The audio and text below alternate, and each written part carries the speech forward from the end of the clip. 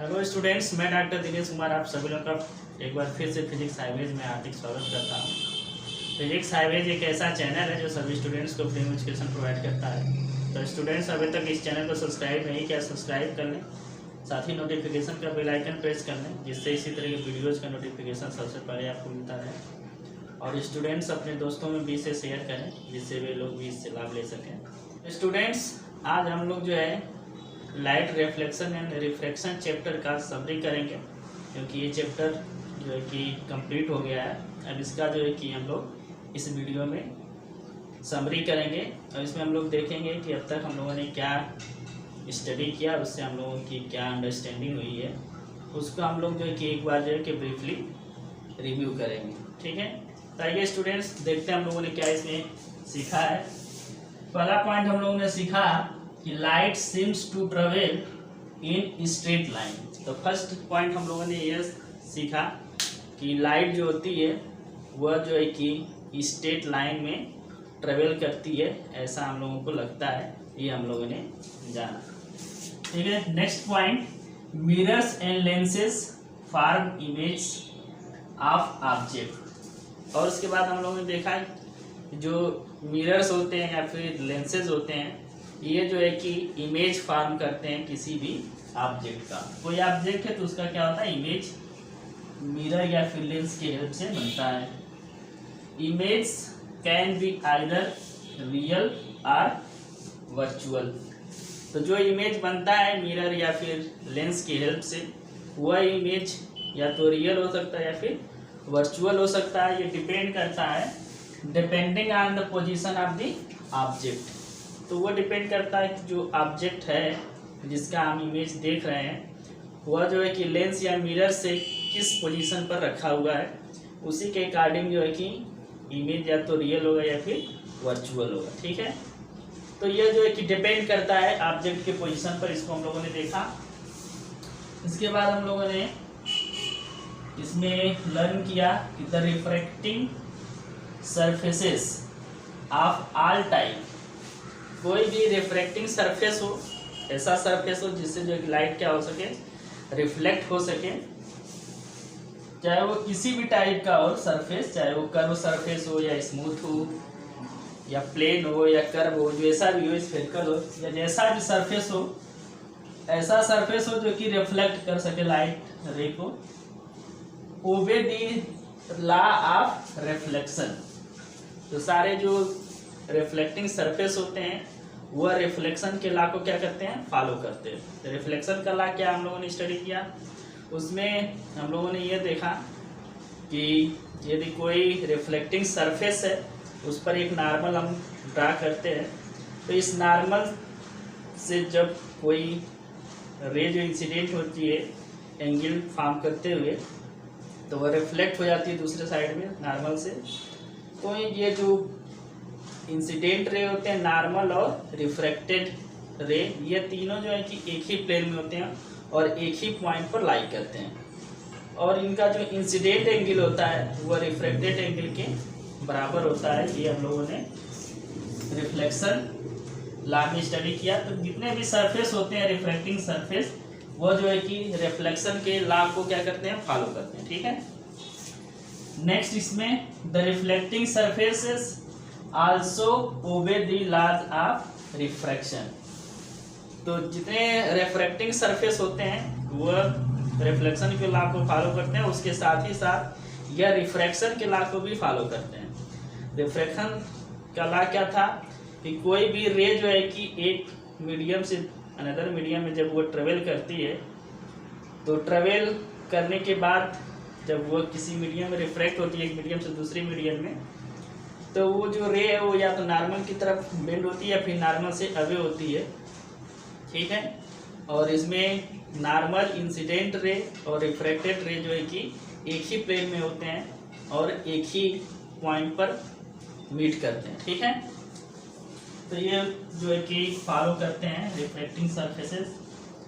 फिर उसके बाद हम लोगों ने देखा न्यू कार्टेशियन साइन कन्वेंशन जो है are followed by spherical mirrors and lenses. हमने मिरर और लेंस के लिए साइन कन्वेंशन हम लोगों ने देखा था। तो उसमें कार्टेशियन कोऑर्डिनेट सिस्टम के अकॉर्डिंग जो है कि जो डिस्टेंसेस होते हैं, ऑब्जेक्ट डिस्टेंस या फिर इमेज डिस्टेंस या फिर हाइट ऑब्जेक्ट की या फिर हाइट जो होती है इमेज की, वह जो कोऑर्डिनेट सिस्टम के अकॉर्डिंग हम लोग क्या करते हैं, लेते हैं। तो लेंस या फिर मिरर का जो ऑप्टिकल सेंटर होता है उसके यदि लेफ्ट में कोई डिस्टेंस मेजर करना है तो नेगेटिव लेते हैं, राइट में होता तो पॉजिटिव होता है।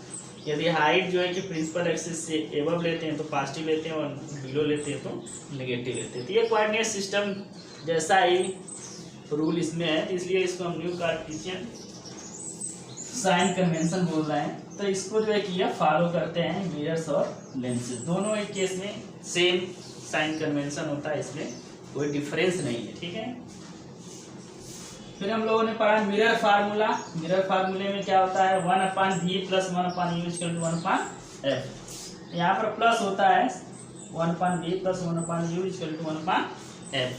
तो यह एक रिलेशनशिप है बेसिकली, ये gives the relationship between the object distance u, image distance v and focal length f of a spherical mirror.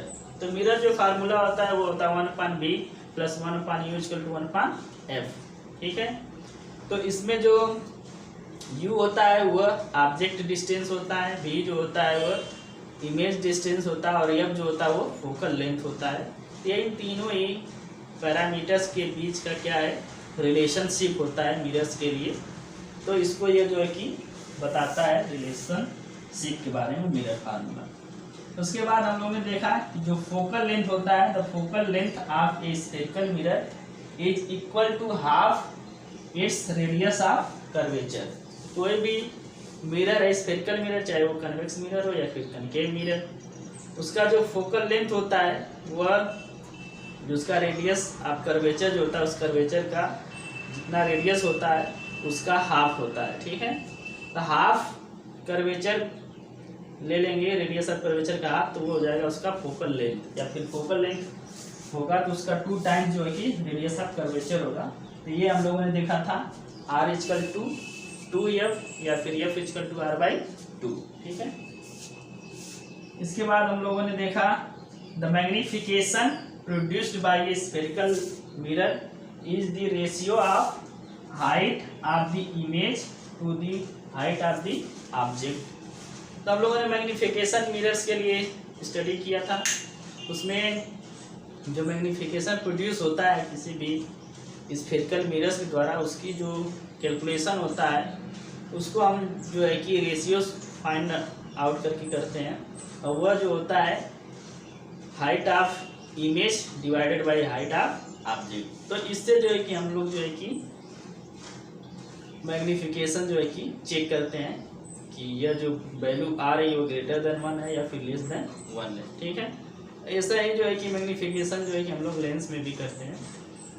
तो आगे जो है कि और भी समरी इसकी है, उसको हम लोग जो है कि नेक्स्ट स्लाइड में देखेंगे। स्टूडेंट्स, हम लोगों ने आगे देखा ये light ray travelling obliquely from a denser medium to a rare medium bends away from the normal.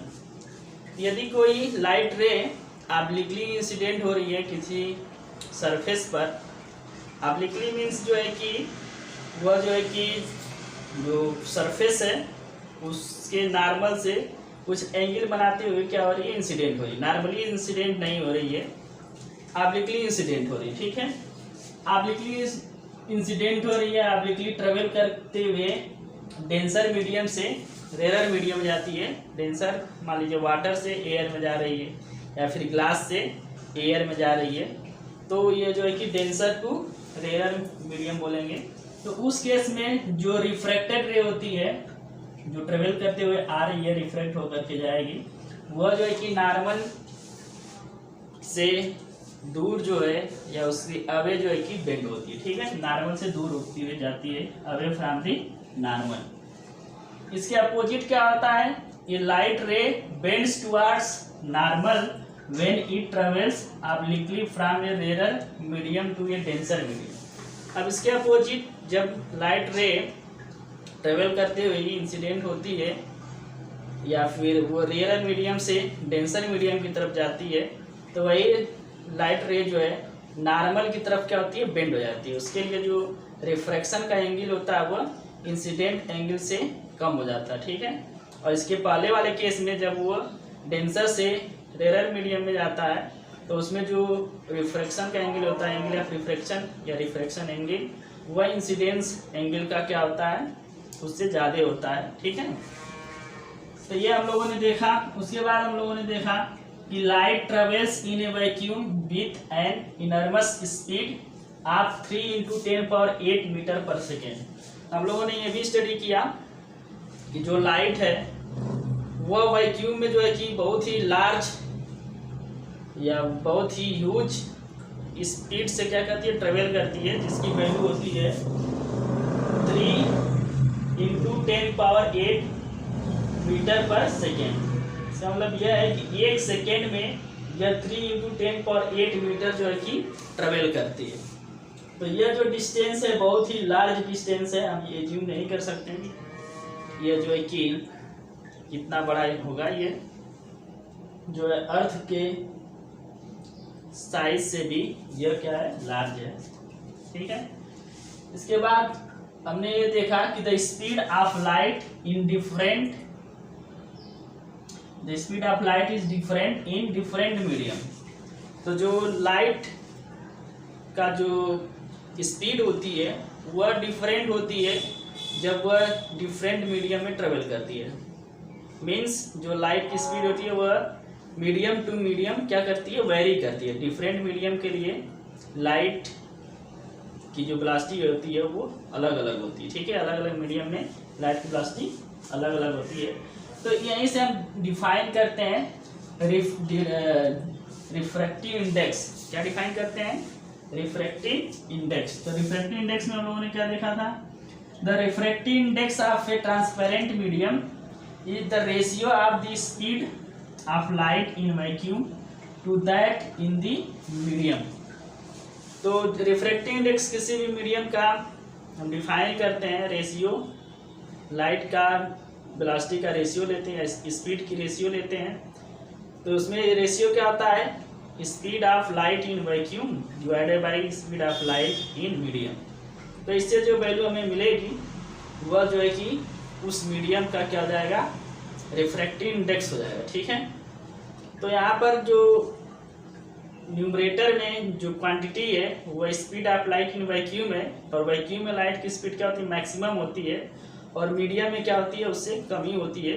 तो इस तरीके से हम देखेंगे कि जो रेशियो आती है वो क्या आता है, पास जो ग्रेटर देन 1 आएगा। तो इस तरीके से हम कह सकते हैं किसी भी मीडियम का जो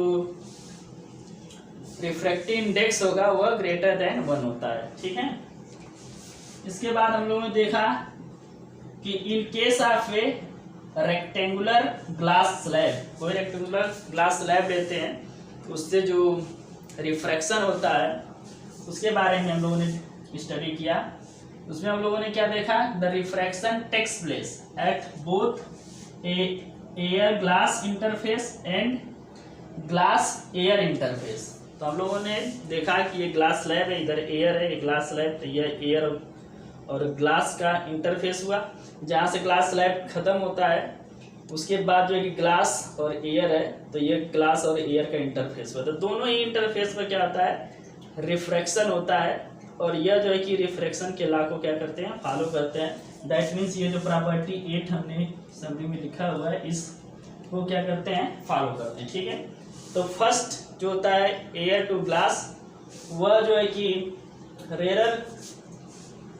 रेयर मीडियम से डेंसर मीडियम जाता है, उसमें जो है कि लाइट जो रिफ्रैक्शन के बाद नॉर्मल की तरफ बेंड हो जाती है, और जो ग्लास से एयर में आती है तो उस केस में डेंसर टू रेयर हो जाता है।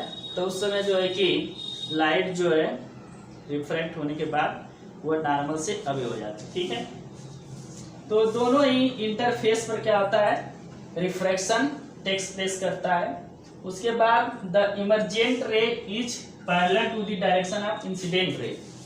तो जो ग्लास स्लैब से लाइट इमर्ज होती है, ठीक है, या फिर ग्लास एयर इंटरफेस पर जो लाइट रिफ्रैक्ट होती है वो लाइट, जिसको हम इमर्जेंट लाइट बोलते हैं, और इंसिडेंट लाइट जो इनिशियली जो है कि rare medium, that means air से जो है कि ग्लास में इंटर कर रही थी लाइट, वह जो दोनों क्या होती हैं, एक दूसरे के पैरेलल होते हैं, ठीक है। तो इंसिडेंट लाइट का या रे का जो डायरेक्शन होता है उसी डायरेक्शन में जो है कि इमर्जेंट लाइट भी निकलती है। दोनों का एक ही डायरेक्शन होता है, पैरेलल होता है। तो पैरेलल होने का मतलब ये नहीं कि वो दोनों एक ही पर जा रही है, ठीक है। तो इसमें ये इसका मतलब है कि ये मान लीजिए इस तरह से इंसिडेंट हुई इस तरह से, तो जो रिफ्रैक्ट होगी वो इसी तरह से इसी के पैरेलल इंसिडेंट इमर्ज होगी, ठीक है।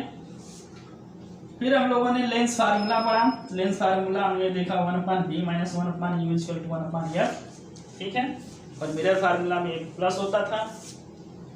तो lens formula 1/b - 1/u = 1/f, यह जो है कि एक रिलेशनशिप है, gives the relationship between the object distance u, image distance v and the focal length f of a lens, spherical lens. Spherical lens के लिए u, v और f के बीच का क्या होता है, रिलेशन होता है। इसी से जो है कि हम फाइंड आउट कर सकते हैं कि इमेज का पोजीशन क्या होगा। एक पर्टिकुलर फोकल लेंथ का लेंस लेते हैं और एक पर्टिकुलर पोजीशन पर रखते हैं, तो उसका इमेज किस पोजीशन बनेगा वो हम इस फार्मूले से फाइंड आउट कर सकते हैं। उसके बाद हम लोगों ने लास्ट में पढ़ा पावर ऑफ लेंसेज, जिसको कि हम P से डिनोट करते हैं। Power of lens is the reciprocal of its focal length. तो पावर जो होता है लेंस का वह क्या होता है, लेंस के फोकल लेंथ का रेसिप्रोकल होता है। तो जितना जो है कि फोकल लेंथ बढ़ाते हैं उतना इस लेंस का जो पावर होता है डिक्रीज करता है, और फोकल लेंथ डिक्रीज करते हैं पावर इंक्रीज करता है, इसलिए यह रेसिप्रोकल होता है। And the SI unit of power of lens is dioptre. Dioptre होता है इसका यूनिट, जिसको हम कैपिटल D से डिनोट करते हैं। तो ये हो जाता है 1D = 1 मीटर इनवर्स, ठीक है। तो इस तरीके से जो है कि हम सारे टॉपिक्स को इस चैप्टर में पढ़े और उसको समझे। तो आई होप ये चैप्टर आप सभी लोगों को समझ में आ गया होगा, कोई डाउट नहीं होगा। यदि कोई डाउट है तो आप जो है कि कमेंट करके आप पूछ सकते हैं, या कोई इंटेक्स्ट क्वेश्चन का आंसर समझ में नहीं आ रहा, उसका आंसर क्या होगा ये नहीं समझ में आ रहा है, या फिर एक्सरसाइज का कोई न्यूमेरिकल या कोई क्वेश्चन नहीं आपको आ रहा है, डाउट है, तो उसको आप जो है कि कमेंट करके पूछ सकते हैं। तो उसका यदि कमेंट में आंसर दे पाना पॉसिबल हो, कमेंट में आंसर दे देंगे, या फिर उस पर वीडियो बनाने की जरूरत होगी तो उस पर हम एक वीडियो बना करके अपलोड कर देंगे, जिससे बाकी और लोगों का भी कन्फ्यूजन दूर हो जाएगा, उस तरह का यदि प्रॉब्लम होता है। तो स्टूडेंट्स इस वीडियो में इतना ही, फिर मिलते हैं नए वीडियो में नए चैप्टर के साथ। तब तक के लिए धन्यवाद।